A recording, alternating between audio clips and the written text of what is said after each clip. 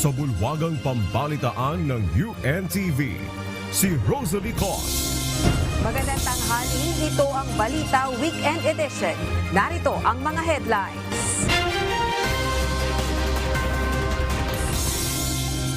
Bilang ng mga taong nasawi sa giyera sa Gaza, nasa 11,000 na.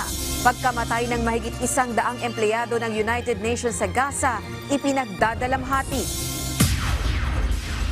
34 na mga Pilipino at isang Palestinian mula sa Gaza Strip, ligtas nang nakauwi ng Pilipinas kagabi. Umano'y issuance ng birth certificate sa mga foreign national para makakuha ng Philippine passport. Iimbestigahan na rin ng Philippine Statistics Authority. At malakihang rollback sa presyo ng mga produktong petrolyo, inaasahang ipatutupad sa Martes.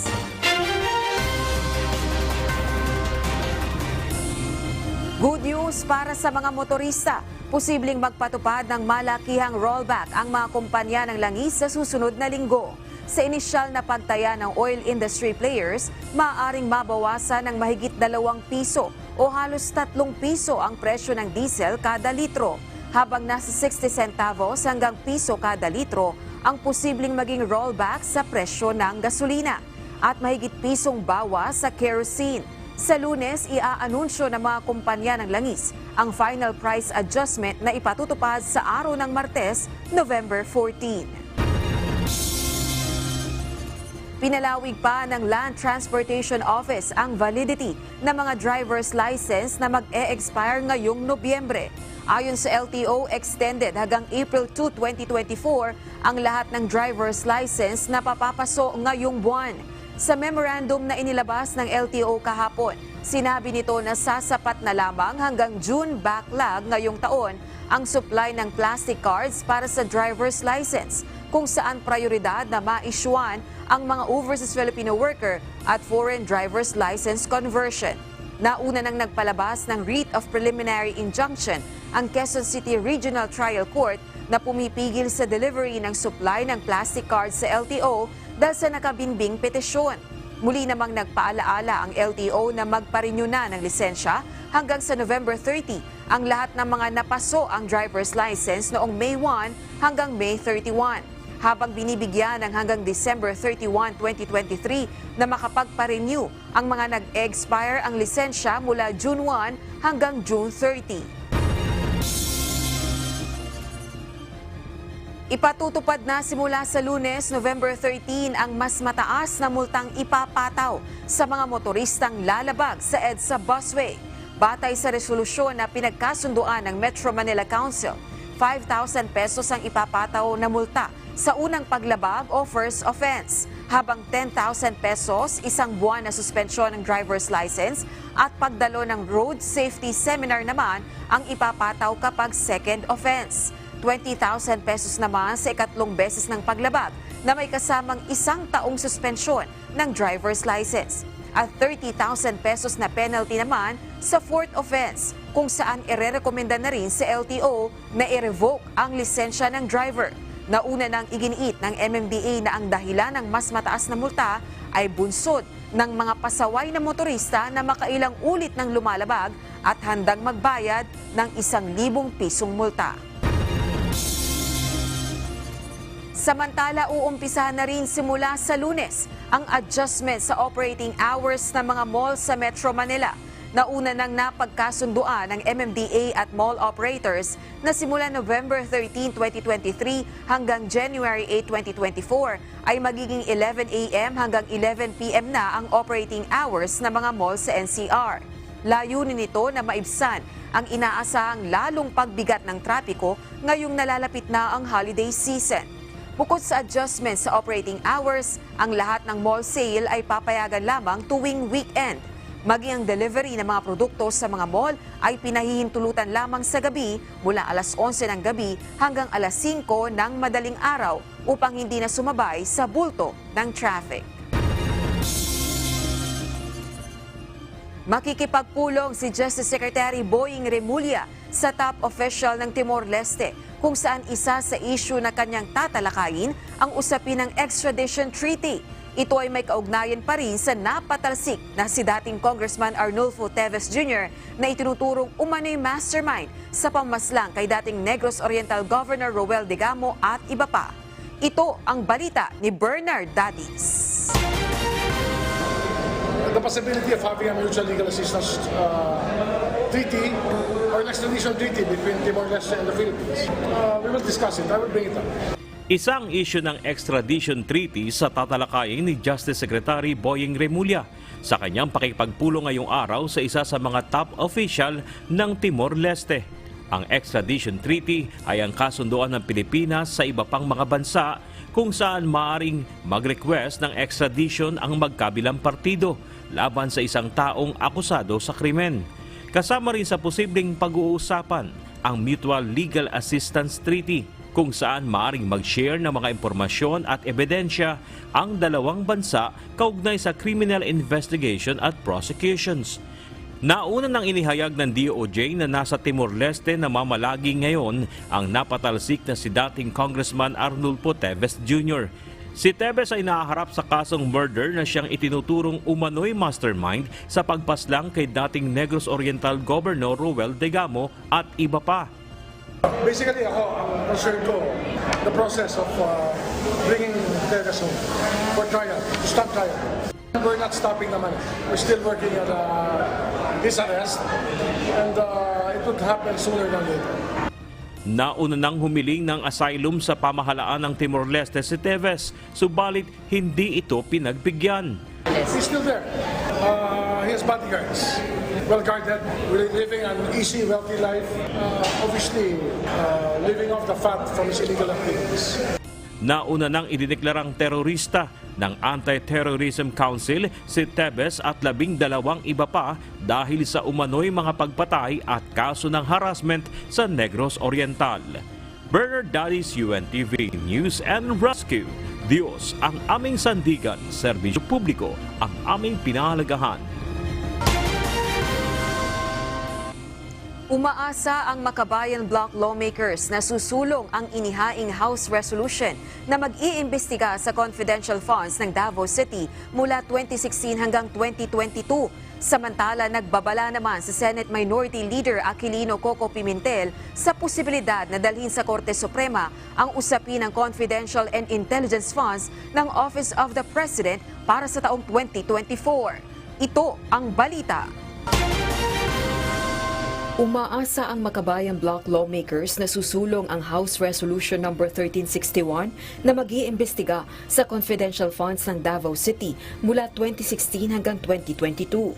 Kasunod ito ng ginawang pag-atras ng tanggapan ng dating alkalde ng lungsod at ngayon Vice President Sara Duterte sa paghiling ng kontrobersyal na pondo para sa kanyang tanggapan at Department of Education sa susunod na taon. Dumaan na sa first reading o binasa na sa plenaryo ng Kamara ang resolusyon at ayon kay ACT Teachers Party List Representative Franz Castro, umaasa siyang susuportahan ito ng mga kapwa mambabatas. Ito ay upang makagawaan niya ng akmang panukalang batas na maglalagay ng limitasyon o tuluyang pagbuwag sa alokasyon ng confidential funds. Kami ay umaasa dahil alam natin na napakahalagang issue sa ngayon ito sa Kongreso at tingin natin sa naging posisyon ng mayorya doon sa CIF ay madidinig itong ating House Resolution. Samantala, nagbabala naman sa Senate Minority Leader Aquilino Coco Pimentel sa posibilidad na maiakyat sa Korte Suprema ang usapin sa Confidential and Intelligence Funds o CIFs, partikular ng tanggapan ni Pangulong Ferdinand Bongbong Marcos Jr. para sa susunod na taon. Nagkakahalaga ito ng 2.3 billion pesos. Giit ng senador bilang isang civilian agency, hindi na dapat bigyan ng Office of the President ng intelligence funds na dapat ay nakalaan lamang para sa uniform personnel. And yet, civilian na siya, hindi siya uniformed, hindi siya armed, hindi rin siya intelligence practitioner. So, and yet meron siyang 2.3 billion pesos na intelligence fund. Ngayon, ang tanong, if this will be raised before the courts and if the court should agree with us and then will say that it is grave enough to declare the entire law kasi pwede rin portions lang of the law are declared unconstitutional but pwede rin the entire law. Kwinestyon din ng senador ang mataas na pondo para sa unprogrammed appropriations at certification as urgent ng presidente ng panukalang pambansang pondo. Rosa Licoz, UNTV News and Rescue. Diyos ang aming sandigan, serbisyo publiko ang aming pinahahalagahan.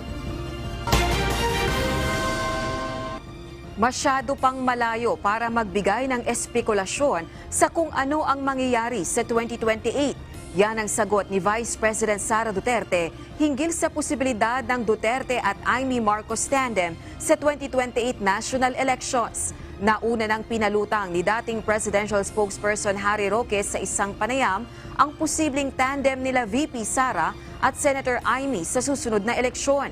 Sa isang interview kahapon kay VP Duterte sa dinaluhang event sa Davao City, inamin nito na may pinagdaraanan ngayon ang kanilang pamilya sa usapin ng politika. Kasunod ito ng kontrobersyal na confidential funds ng OVP na kwenestyon ng mga mambabatas. Samantala, pinasalamatan naman ito ang suportang ibinibigay sa kanya ni Senator Amy Marcos. Nauna nang nagpahayag ng solid na suporta sa mag-amang Duterte si Senator Amy sa gitna ng isyong kinakaharap ng mga ito. Magsasagawa ng sariling investigasyon ang Philippine Statistics Authority hinggil sa umano'y pag-i-issue ng authentic birth certificate sa mga foreign national para makapag-apply ang mga ito ng Philippine passport. Ito'y matapos na mabunyag sa pagdinig ng Senado sa 2024 proposed budget ng Department of Foreign Affairs ang tungkol sa 10 foreigners na umano'y may Philippine passport. Ayon kay PSA Chief at National Statistician Dennis Mapa, magsasagawa ng internal investigation kaugnay sa issue. Tiniyak naman ni Undersecretary Mapa na gumagawa sila ng paraan upang mapaigting pa ang safeguards sa pagproseso ng civil registry sa lahat ng PSA offices. Diniskwalipika ng Commission on Elections o COMELEC ang 21 kandidato nitong nakaraang barangay at Sangguniang Kabataan Elections o BSKE. Bunsod ito ng mga insidente ng maagang pangampanya o premature campaigning, illegal campaigning at vote buying o pamimili ng boto. Ito ang balita ni Alan Manansala. Inihayag ng Commission on Elections o COMELEC kahapon November 10 na may 21 kandidato kabilang na ang 10 na nanalo sa Barangay at Sangguniang Kabataan o BSK elections ngayong taon ang na-disqualify. Ito'y matapos silang mapatunayan ng first and second division na nagkasala ng premature campaigning at vote buying. Batay sa datos ng poll body, 17 sa kanila ay hindi na sila maaaring mag-apila at ang hatol ay final at executory na matapos makatanggap ng Certificate of Finality at Entry of Judgment. Sa mga na-disqualify, 12 ang nag-apply para sa posisyon ng SK Kagawad, 5 para sa Barangay Kagawad, 2 para sa SK Chairperson at 2 para sa Barangay Chairman. 17 sa nasabing bilang ang pinalna ang diskwalifikasyon. 3 ang may naihaing motion for reconsideration at 1 ang hinihintay kung maghahain ng apela. Ayon sa COMELEC, commitment ni Chairman George Erwin Garcia na agarang aksyonan ang natitirang 318 motu proprio cases mula noong November 9. Labag ang premature campaigning sa Section 80 na kaugnay ng Section 68 ng Omnibus Election Code kung saan ipinagbabawal sa sinuman na magsagawa ng election campaign o partisan political activity sa labas ng campaign period. Tarlac ang may pinakamaraming na-disqualify na kandidato na may 7, sinundan ng Batangas at Laguna na may 4 bawat isa. May 2 na na-disqualify na kandidato sa Pampanga habang ang Manila, Quezon City, Rizal Province at Maguindanao del Norte Province ay may isa-isang na-disqualify. Nauna nang iniutos ng COMELEC ang pagpapahinto ng proklamasyon ng mga nanalong kandidato na may mga nakabinbing kaso ng disqualification para hindi mawala ng bisa ang kanilang naging hatol sa mga kaso. Alan Manansala, UNTV News and Rescue. Diyos ang aming sandigan, serbisyo publiko ang aming pinahahalagahan. Opisyal nang pinalitan ang pangalan ng BIR Road at Agham Road sa Quezon City ngayong araw. Isinunod ito sa pangalan ni dating Senador Miriam Defensor Santiago. Batay sa Republic Act 11963, tatawagin ng Senator Miriam P. Defensor Santiago Avenue ang Agham Road at BIR Road na mula sa North Avenue patawid ng Quezon Avenue at hanggang sa East Avenue. Isinagawa ng Quezon City Government ang renaming ceremony sa pangunguna ni Mayor Joy Belmonte. Naging espesyal na panauhin naman ang naiwang asawa ni former Senator Miriam Santiago na si Narciso Santiago Jr. Present din sa event si Vice President Sara Duterte at iba pang mga senador. Sa susunod na linggo na nakatakdang magpulong sina US President Joe Biden at Chinese President Xi Jinping sa San Francisco Bay Area, California, USA. Ang pagkikita ng dalawa sa November 15, ang ikalawa pa lang na face-to-face meeting sa ilalim ng Biden presidency. Batay sa US officials, magiging malawak ang agenda sa pulong mula Israel-Hamas war, Taiwan, gera sa Ukraine at maging ang issue ng election interference. Sa unang bahagi ng 2023, umigting ang tensyon sa pagitan ng dalawang bansa. Ito ay matapos na akusahan ng Estados Unidos ang China ng pagpapadala ng isang spy balloon sa airspace nito. Pinabagsak ito ng isang American warplane sa baybayin ng South Carolina. Iginiit naman ng US officials na determinado ang American Chief Executive na ibalik ang channels ng komunikasyon sa China. Nasa 70,000 tao ang nawala ng tirahan dahil sa tumitinding sigalot sa Myanmar sa pagitan ng military rulers at alyansa ng ethnic armed groups ayon sa United Nations. 2 linggo na ang nakalilipas nang maglunsad ng coordinated attack sa military outpost sa Northern Shan State ang Three Brotherhood Alliance na isa sa pinakamakapangyarihang ethnic armed alliances sa bansa. Itinuturing ang opensibang pinakamatinding pagsubok para sa mga general ng junta. Batay sa alyansa, layo nitong ipagtanggol ang teritoryo laban sa Myanmar military incursions. Sa ulat ng United Nations Office for the Coordination of Humanitarian Affairs o OCHA, halos lahat ng taong na-display simula na magkaroon ng bakbakan noong October 26 ay pansamantalang nanunuluyan sa mga religious compound. Samantalang ang iba ay nasa internally displaced persons sites.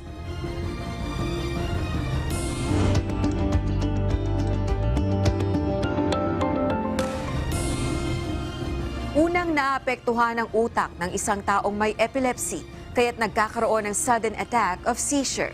Ito ang balita ni Kichi Cipriano. Ang epilepsy ay ang biglaang panginginig ng katawan na ang pangunahing apektado ay ang utak ng tao. So, ang epilepsy po ay isang sakit kung saan meron po tayong predisposition na magkaroon ng paulit-ulit na seizures, no? Alam naman po natin kung ano yung seizures, bali yung seizures po ay nagkakaroon po ng abnormal na electrical activity sa brain at because of that, nagkakaroon tayo ng iba't ibang manifestations. Yung isang pinaka-common na nalaman po natin is yung nanginginig yung buong katawan, walang malay, pero marami po siyang iba pang pwedeng manifestations. Maaari pa ring mamuhay ng normal ang isang taong may sakit na epilepsy basta't may tamang kontrol at management. So, ang message lang po natin sa mga pasyente natin na may epilepsy ay pwede pa po tayong mag-lead ng normal life. No? Yan po ang goal natin bilang doktor para po sa inyo. So, kung meron po kayong kakilala, meron po kayong mga, kung kayo mismo, feeling nyo meron kayong seizures, pumunta po kayo agad sa doktor para ma-diagnose natin at mabigyan po kayo ng gamot para doon. Alamin at unawain ang mga iba pang kaalaman tungkol sa epilepsy. Manood ang Doctors on TV ngayong linggo, alas 7 ng umaga dito lang sa UNTV. Kichi Cipriano, UNTV News and Rescue. Diyos ang aming sandigan, serbisyo publiko ang aming pinahahalagahan.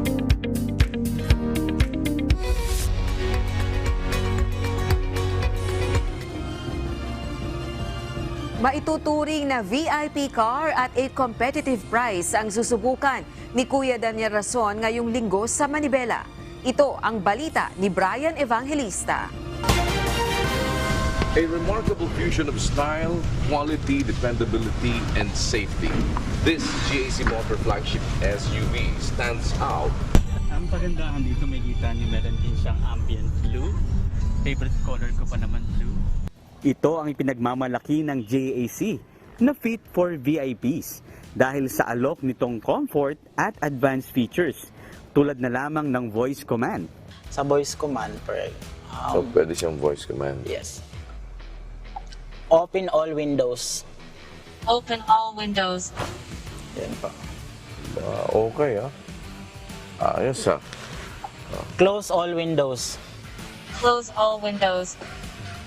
Yan. Open sunroof. Open sunroof. Sa taas yun. Okay. Close sunroof. Close sunroof. May speech recognition na siya. Pwede din po dito. Pwede din po dyan. Drive my car. Yun. Ay, parang sasagot ata siya na go home. So, saan ginagamit lang yung voice command? Ay, yung mga basic lang, open all So, windows. ito yun, gano'n. Apo. Pero makakaya ba nitong makipagsabayan sa iba pagdating sa road performance? Yan, may echo po siya. Echo, comfort. Sport. So, tatlong driving modes.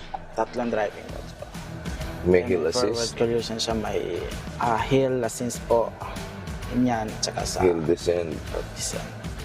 Then, may auto hold din po siya, sir. Ito po, para sa mga traffic. Then, kahit ipe-press mo na lang siya is, Automatic na siya. yes po. Parang pag andar at saka pag... Then, ito, reverse neutral part. Then, drive po. Click mo na ang drive na pababa. Then, pag sa mode naman, pwede dito. Pwede dyan sa touch yun. Pwede din po dyan sa... So, yun yung... Ito yung riding mode. Yes. Riding mode button lang to. Yes po. Talaga. Okay. Then, May lane assist ba naka-ventilated, to? Lane assist. naka-ventilated set na rin po tayo. Okay. So, dito sa may likod, merong lumalabas na hangin. Yes po. Tsaka sa pinakaupuan. Yes. Okay. Then, pag talk about camera 360 set. May camera 360 na rin siya. Bukod sa mga features ng isang sasakyan, may paalala si Kuya Daniel sa kahalagahan ng after-sales service na maibibigay ng mapipili nating car brand. Sa atin is more on the first impression and kung ano yung nakikita mo na uy, maganda pala yung ganito, maganda. Kaya lang, syempre, hindi mo alam sabihin yung how long na gaano kanya katagal paliligayahin sa pagsakay mo sa kanya doon sa nawala kang problema. Panoorin ng full review ni Kuya Daniel Razon sa GS8 ngayong linggo, alas 8:30 ng umaga, dito sa UNTV at live streaming sa Manibela official Facebook page. Brian Evangelista, UNTV News and Rescue. Diyos ang aming sandigan, serbisyo publiko ang aming pinahalagahan.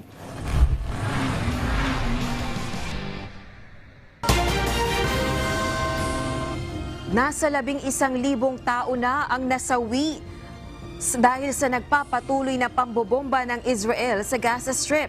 Samantala, ipinagdadalamhati ng United Nations ang mga empleyado nitong nasawi bunsod ng digmaan. Ito ang balita. Nagpahayag ng pagkabahala ang Estados Unidos dahil sa tumataas na Palestinian death toll sa Gaza Strip. Sa ulat ng health officials, 11,000 na ang bilang ng mga pumanaw sa 5 linggong pambobomba ng Israeli forces sa teritoryo. Umabot na ang bakbakan malapit at sa palibot ng overcrowded hospitals. Maging ang mga estrukturang ito hindi ligtas sa pagsabog at putok ng baril. Bunsod nito, nagbitiw ng kanyang pinakamatinding pahayag kaugnay ng mga naiipit na sibilyan si US Secretary of State Antony Blinken. Sa kanyang pagbisita sa India, binanggit nitong napakarami ng Palestinians ang namatay at nagdusa sa mga nakalipas na linggo. Samantala, batay sa UN Palestinian Refugee Agency o UNRWA, mahigit na sa 100 ng bilang ng UN employees na namatay dahil sa bakbakan. Pinaka-nakamamatay na gyera para sa international agency sa loob ng maikling panahon. Sa ulat ng UNRWA, ang iba sa mga ito namatay habang nakapila para sa rasyon ng pagkain, samantalang ang iba binawian ng buhay kapiling ang pamilya sa kanilang mga tahanan. Batay sa global body, magkakaroon ng 1-minute silence ang UN staff sa iba't ibang panig ng mundo at ilalagay sa half-mast ang bandila ng samahan sa araw ng Lunes, November 13. Nagpapatuloy ang aerial at ground war ng Israel laban sa Hamas bilang pagganti sa ginawa nitong pag-atake noong October 7. Rosa Licoz, UNTV News and Rescue. Diyos ang aming sandigan, serbisyo publiko ang aming pinahalagahan. Dumating na kagabi sa Pilipinas ang unang batch ng mga Pilipino na nakatawid ng Rafah border crossing mula sa Gaza. Baka sa kanilang mukha ang ginhawa na makauwi ng ligtas sa bansa, pero nag-aalala pa rin ang mga ito sa kanilang mga mahal sa buhay na naiwan sa Gaza. Ito ang balita ni Ryan Lacanlale. 23 taon ng OFW sa Gaza si Aling Isabelita. Ngunit ngayon lang siya muling makakauwi sa kanyang pamilya dito sa Pilipinas.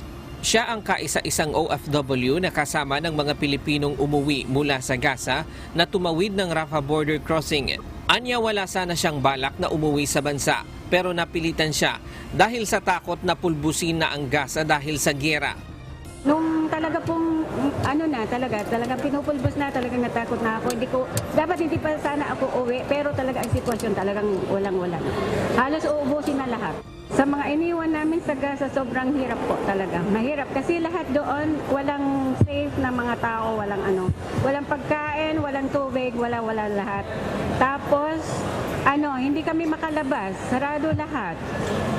So nahihirapan po kami hanggang sa nanginginig na lang pag sumabog sila, talagang sabog, talagang na yung Gaza, talagang wala na, pinulbos na lahat. Samantala, si Aling Minerva naman, masaya na nakauwi na sila ng ligtas sa bansa sa kabila ng hirap na naranasan nila sa giyera hanggang makatawid sa Egypt. Pero paghupa ng giyera, plano pa rin niyang bumalik sa Gaza, naiwan kasi roon ang kanyang asawa na hindi pinayagang makatawid ng border.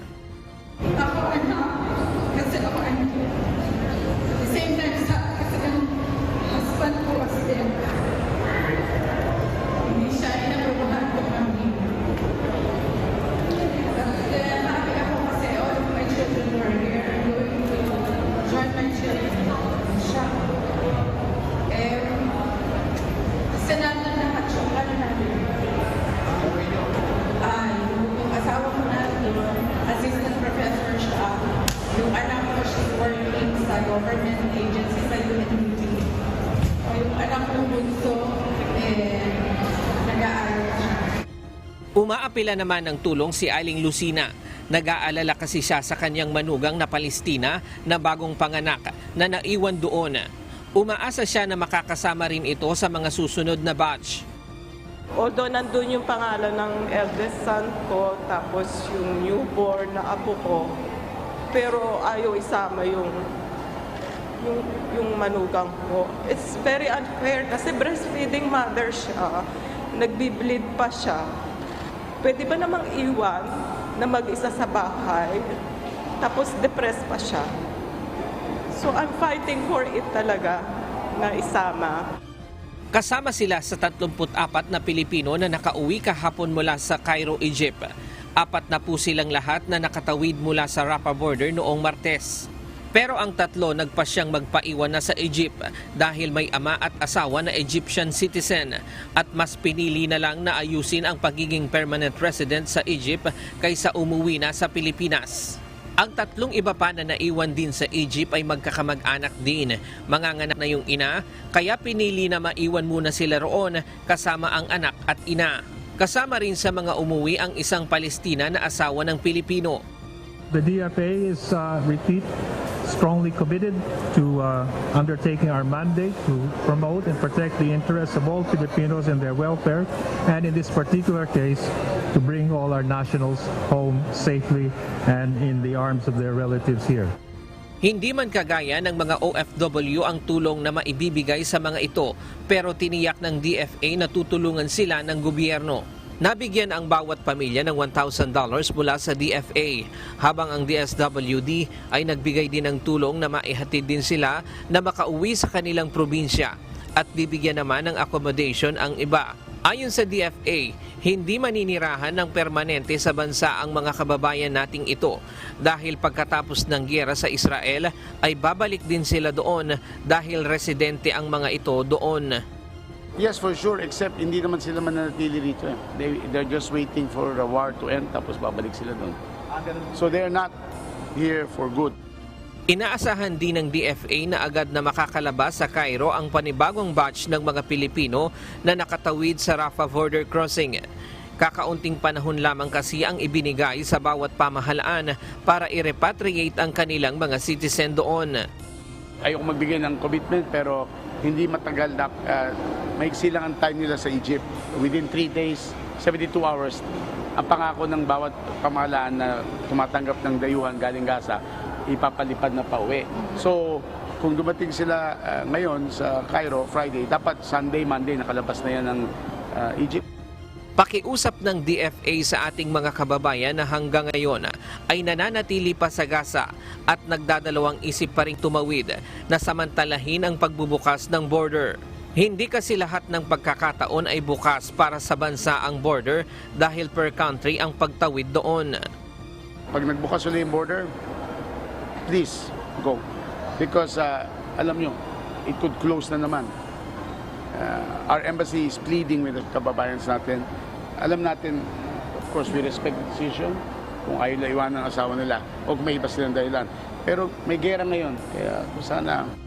Sa ngayon, mula sa 137 na Pilipino sa Gaza, 84 na ang nakatawid sa Rafah border. Nagpapasalamat ang pamahalaan sa pamahalaan ng Israel, Egypt at Qatar dahil sa tulong at sa pagbibigay ng konsiderasyon sa Pilipinas. Ryan Lacanlale, UNTV News and Rescue. Diyos ang aming sandigan, serbisyo publiko ang aming pinahahalagahan.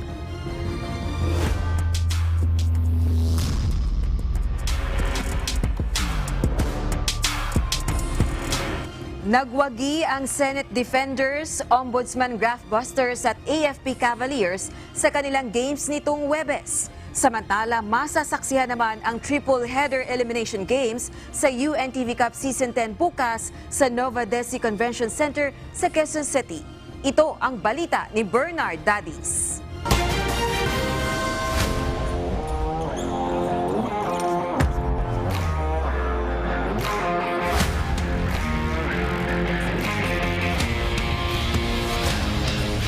Pinatikim ng unang pagkatalo sa Liga ng Public Servants ng defending champion AFP Cavaliers ang rookie team Comelec Vanguards sa kanilang sagupaan nitong Huwebes na ginanap sa Paco Arena sa Maynila sa final score na 93-80.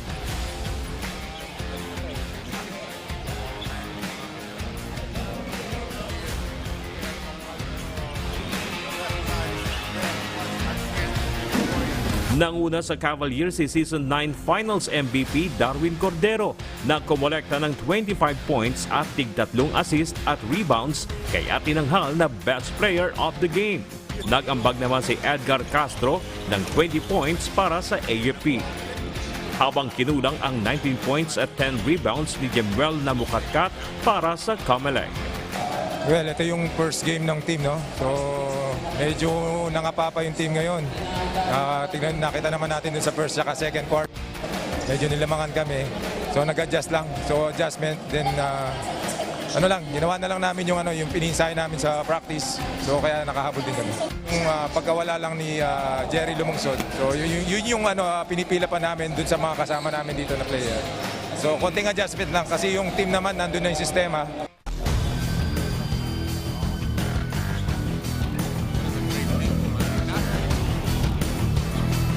Ginulat naman ang Ombudsman Graftbusters sa kanilang neck-and-neck battle ang Season 9 third placer NHA Home Masters.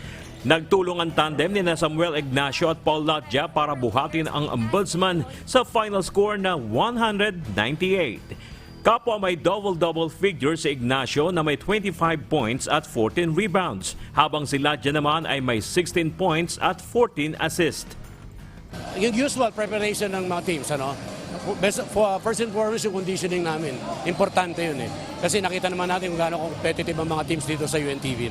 We owe it to the audience, yung UNTV Cup, sobrang intense. I mean, iba yung games dito. Kaya nga sabi ko, ito yung liga na dapat talaga panoorin ng taong bayan kasi etong mga to public servant ito naglalaro para sa institusyon at the same time do sa charity na pinili namin.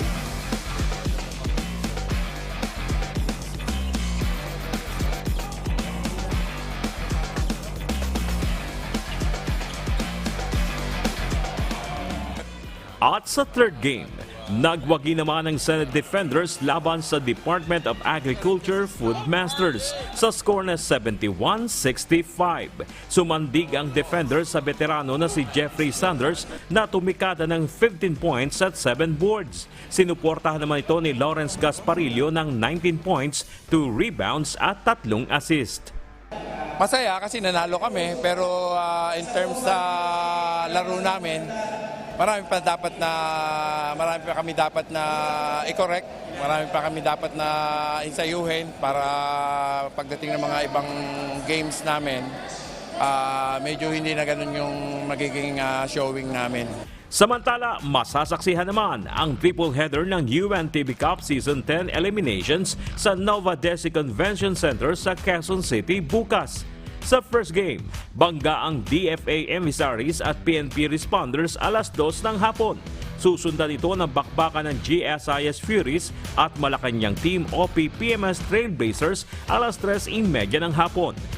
Habang tampok naman sa main game ang koponan ni Supreme Court Associate Justice Maidas Marquez na Judiciary Magis laban sa team ni DOJ Spokesperson Assistant Secretary Miko Clavano na DOJ Beacons alas 5 ng hapon.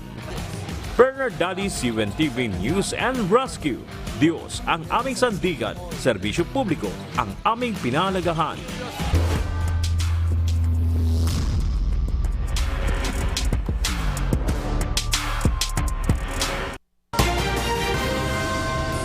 Balikan naman natin ang malalaking balita sa nakalipas na linggo. Ito ang Balita Weekend Refresh.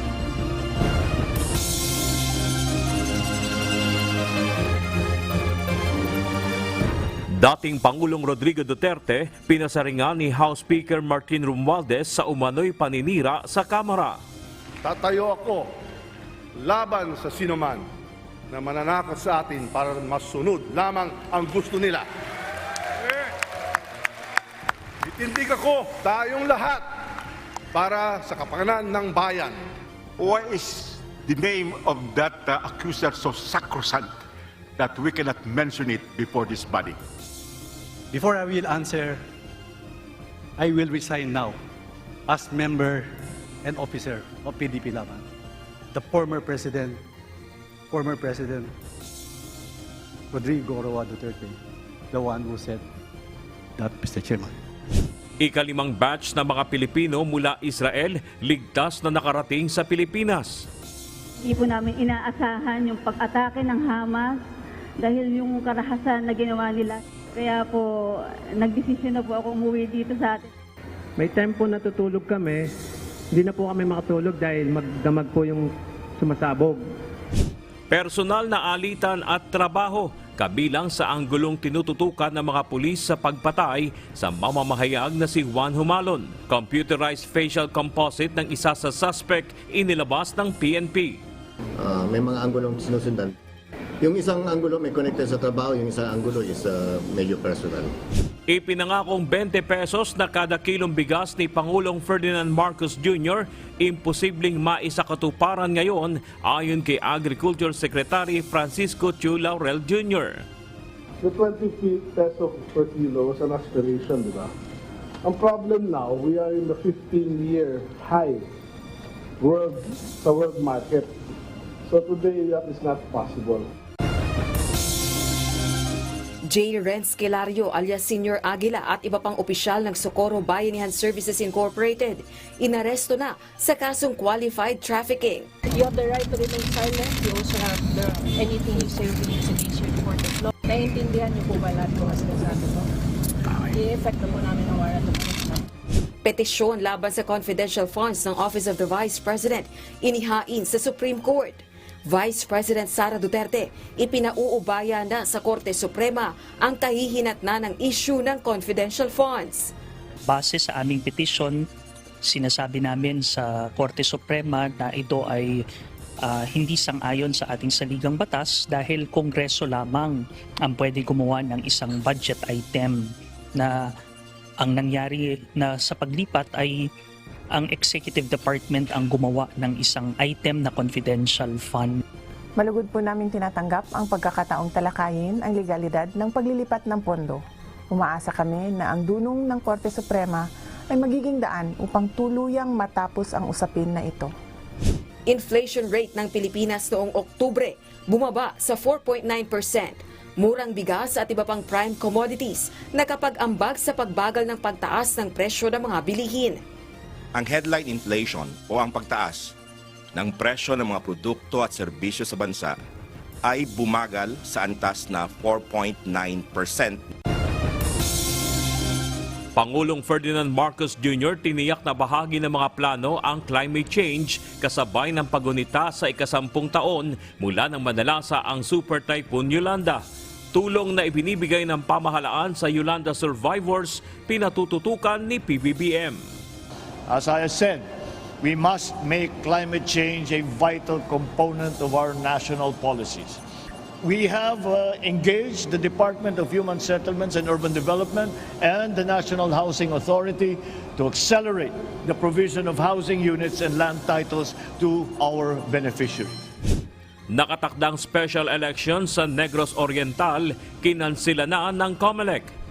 So we are directing all the regional director of the Commission election in the region, the provincial election supervisor of Negros Oriental, including all election officers, to inform all the parties, including all our citizens' armed and interest groups and stakeholders na hindi po matutuloy ang eleksyon sa Negros Oriental ngayong darating na December 9. Witness na nakakita habang binubuhat ang umano'y duguang si Catherine Camilon lumutang sa CIDG.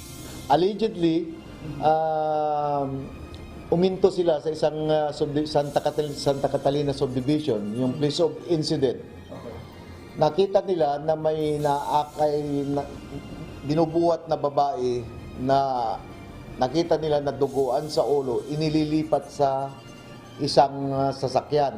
Immediately, pinakita namin yung Rags Gallery at they were able to identify one of the suspect through his physical feature and yung tattoo niya dahil very obvious yung tattoo niya kasi ang laki. 40 Pilipino ligtas na nakalabas ng Gaza. Tulong ng ibang bansa upang maisakatuparan ito, kinilala ni Pangulong Ferdinand Marcos Jr.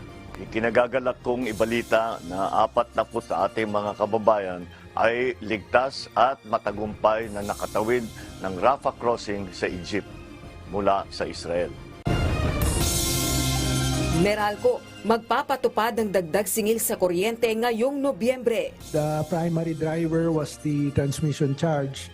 The reason being is that the ancillary service charge of the NGCP for regulating reserves went up from 23 pesos and 17 centavos per kilowatt hour to 91 pesos and 35 pesos per kilowatt hour. Cost of regulating reserves accounted for around 76.5% of the total ancillary charges. Half-cup rice bill ni Pangulong Ferdinand Marcos Jr. Planong buhayin ang PhilRice. We'll try to revive that and to have another Senate bill siguro para sa yung half cup of rice. Kasi ang lagi din nilang sinasabi, mas maganda kung national yung law. Vice President Sara Duterte, hindi na isusulong ang paghiling ng confidential funds sa 2024 budget ng kanyang opisina. Ayaw din ni VP. Nakausap namin siya, ayaw niyang ibalik din yung confi funds niya. So, it's buto na academic. Nakikita natin na talagang may tendency magkawatak-watak o magiging divisive itong issue na ito. At dahil dito, ang naniniwala ang ating Vice Presidente na siya ay nanumpa na panatiliin mapayapa at matatag ang bansang Pilipinas. Kaya hindi na po niya i-pursue ang proposal for confidential funds. Grupo ng retiradong military officials itinanggi ang umano'y destabilization laban sa Marcos government. Hindi kami ang source ng any destabilization. Pero bakit umuugong to? Ang gobyerno mismo, nasabi na namin to, ang gobyerno mismo ang nagdi-destabilize ng sarili nila. Sasakyan na umano'y may kaugnayan sa kaso ng pagkawala ng beauty queen na si Catherine Camilon natagpuan. Titingnan po natin, baka may mga malif po na latent fingerprints, pati na rin kung merong blood stain and possibly mga DNA examination ay magsasagawa po sila. Chinese Coast Guard inasinta umano ng water cannon ang resupply boat ng Pilipinas sa Ayungin Shoal. Na-recover na teen ID sa ni-raid na Pogo sa Pasay City, authentic ayon sa Presidential Anti-Organized Crime Commission. Part po ng investigation, but ang tinitignan po kasi namin dito, normally ma'am talaga pag nag-a-apply ka personally for the agency to take pictures and then the signatures, but ang nakakagulat lang dito, even the PhilHealth ma'am is nakadikit-dikit pa yung ID. So ibig sabihin ma'am talagang fixer ang kausap nila dito. At umano'y hitman para ilikida si dating Bucor Chief Gerald Bantag, hindi totoo ayon sa CIDG. Meron tayong nakita doon sa TikTok ni General Bantag na allegedly the PNP form hitman team. There is no truth to that allegation.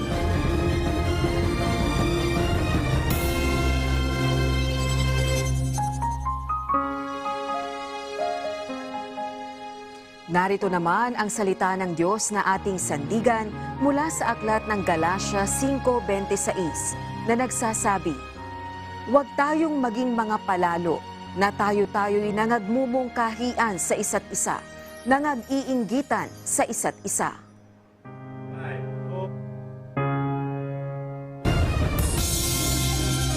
At yan ang naging kabuuan ng ating balitaan ngayong araw ng Sabado.